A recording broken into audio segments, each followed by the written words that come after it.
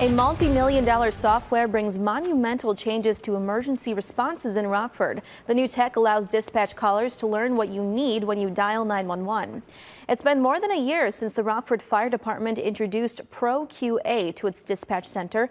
WIFR's Nathaniel Langley shares what happens on the other side of the 911 call. The tech cost the department nearly $2 million over 5 years, bringing a 21st century approach to 911 dispatch. For us, this really was a monumental change. Pro QA replaces a Rolodex, streamlining a set of prepared responses for 911 dispatchers. Answers to all of the questions, right? All of the questions that the call taker is going through. Minneapolis police stopped using the software in 2019, citing concerns for predetermined questions.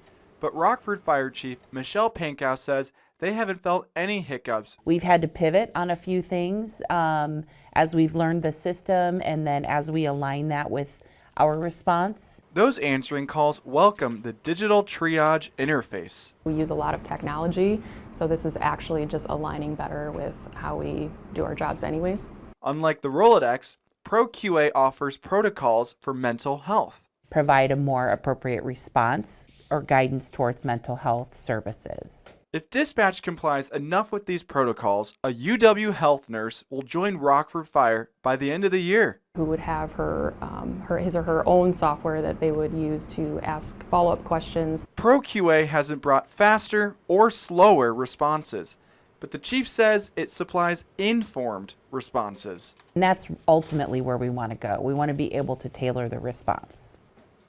Chief Pankow adds Rockford would be one of a handful of communities across America with a dispatch center nurse. That crew member would respond to non-emergency calls.